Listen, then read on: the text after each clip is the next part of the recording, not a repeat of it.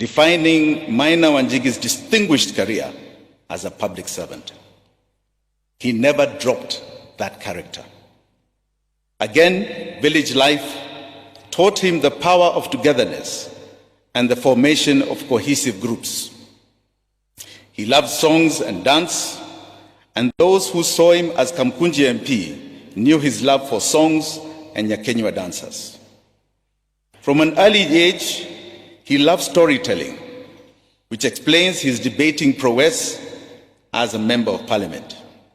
He loved listening to his grandmother's gripping tales while eating roast sweet potatoes. Maina Wanjigi was brilliant. In the entire location, he was the only one who had passed to join Kagumo Intermediary School in 1943.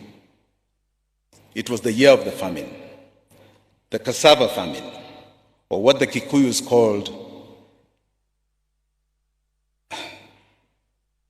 so touched,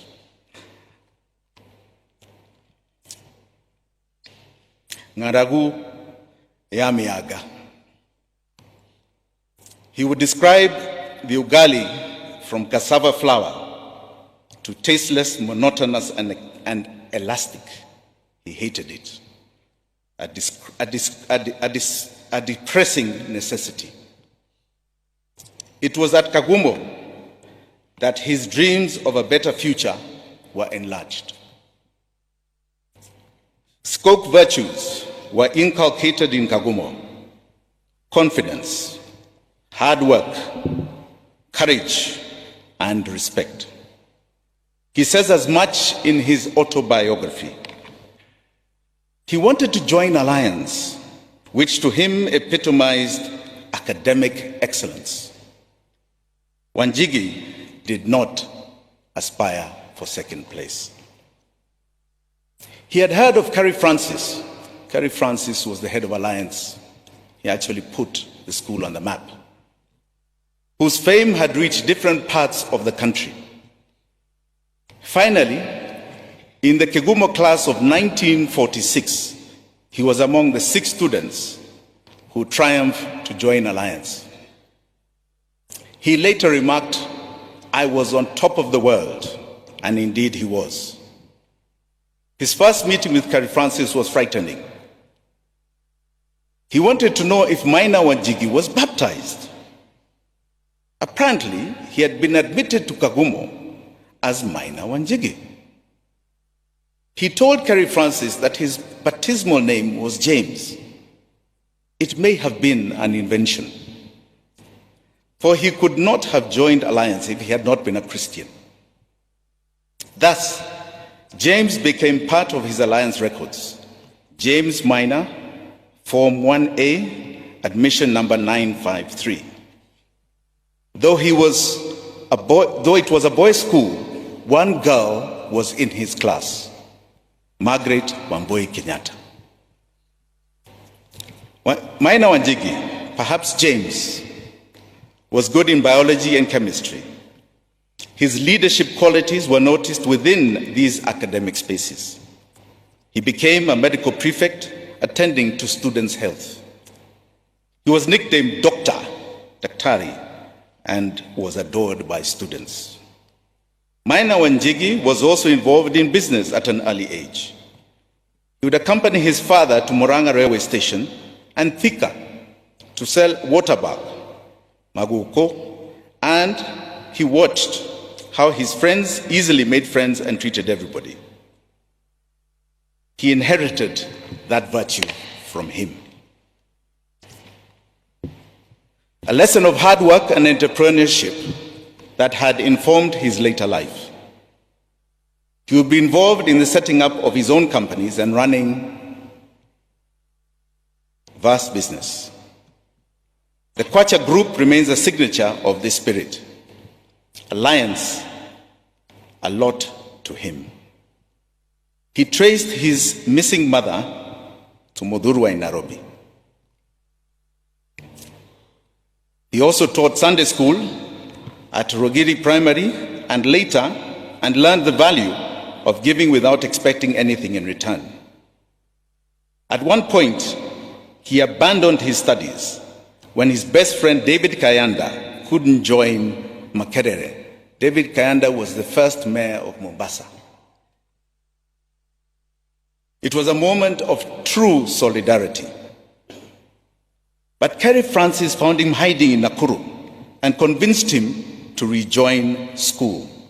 Apparently, he was the only student from Alliance admitted to study sciences, biology, physics, and chemistry, leading to a future in medicine, veterinary science, and agriculture.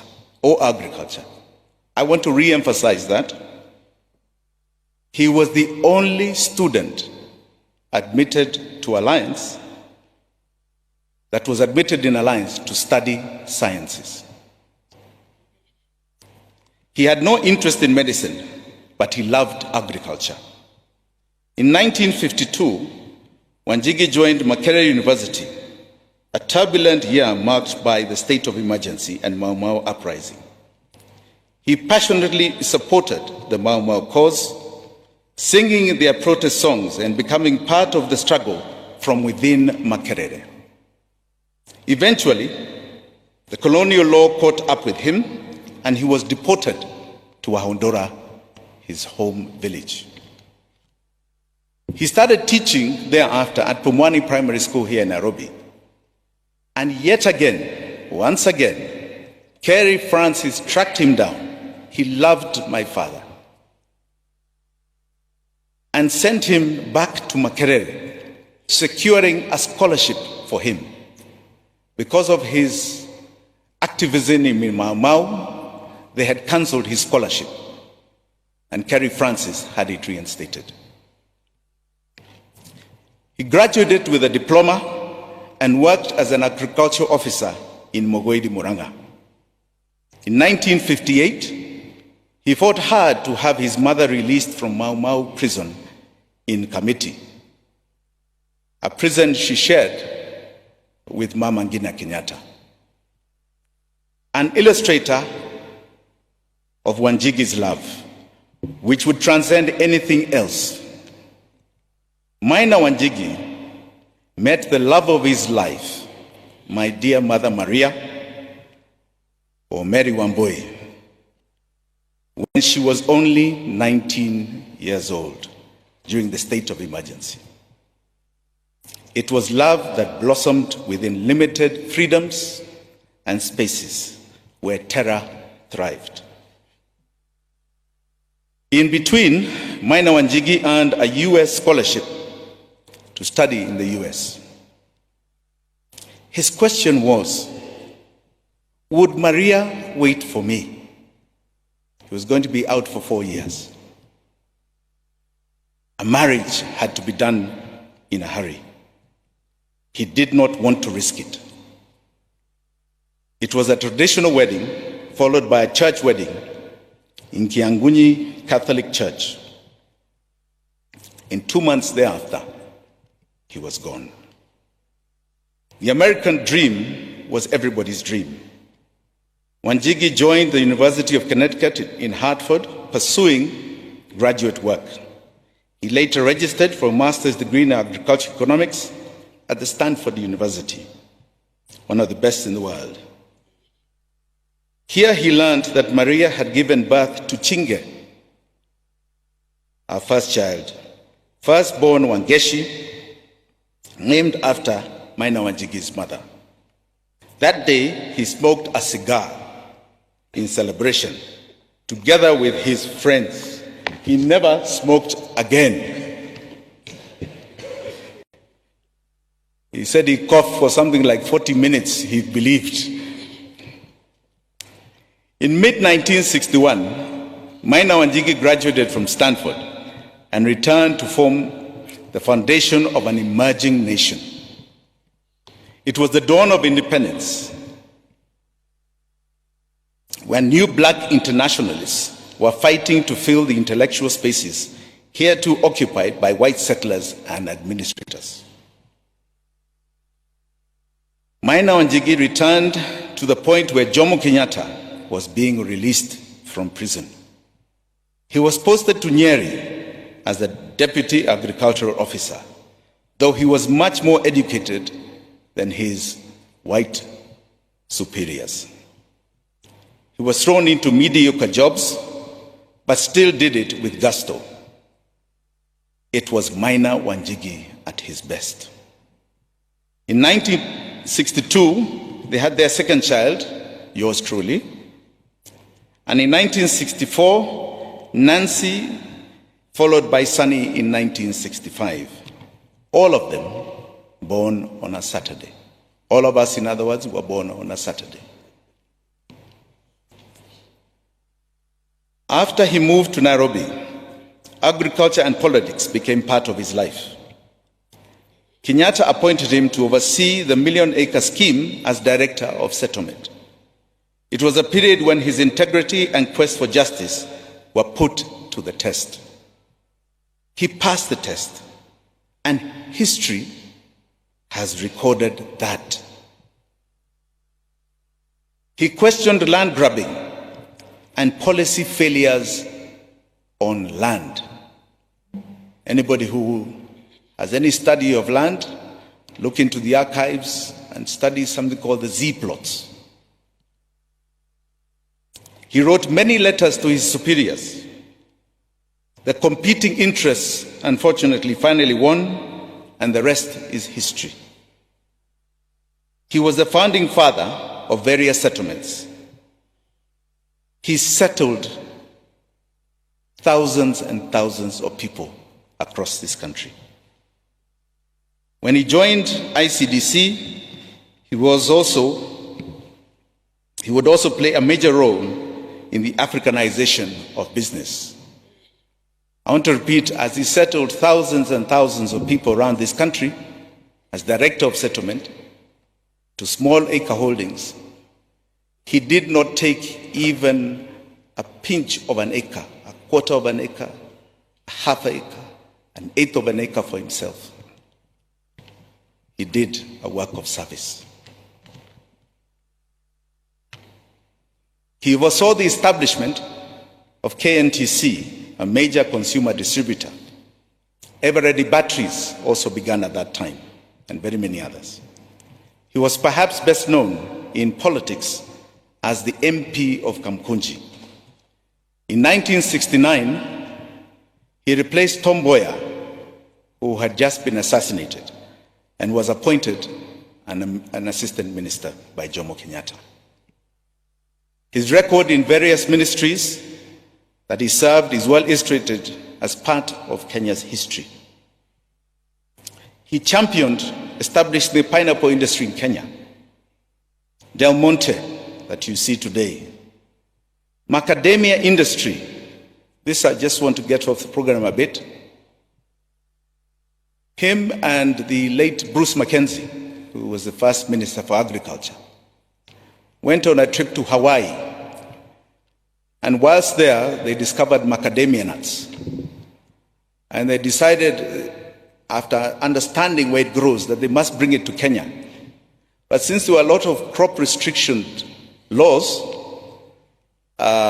they decided that they were going to smuggle them in. So he carried Bruce Mackenzie's briefcase, and in it, he carried macadamia seeds. And Bruce Mackenzie's wife, Christine, put some in her wig and brought them over. And that is where the first plant of macadamia came. You should give them a big clap. They are. On development in Murang'a, he was behind the establishment of the Murang'a College of Technology, later the Murang'a University, together with the Murang'a leaders including Dr. Kiano and Bethwo Gishaga. In 1974, Jomo Kenyatta finally opened the college. There's one other thing I'd like to mention that's not here. He is a landmark in history when he was Minister for Tourism for setting a target of 1 million tourists in Kenya. At the time, we were under 100,000. This was in the late 70s, early 80s. He also is a pioneer when he was Minister of Property, of what you now call sacco societies. So those who are in chamas, please know where it all began. It was Maina Wanjigi. If anything can be written about his politics, is that he stood with the people he represented. He took the bullet for them. This is what happened in the famous Moroto eviction. Maina Wanjigi told the truth and paid for it. He was interrogated in Nyaya House, kicked out of Kanu, and then spent time in the trenches. Maina Wanjigi wined and dined with the high and mighty. It never went to his head. He was still the shepherd boy. By the time he passed, he left a legacy worth emulating. He's a lighthouse that continues to shine. May he rest in peace. Thank you very much.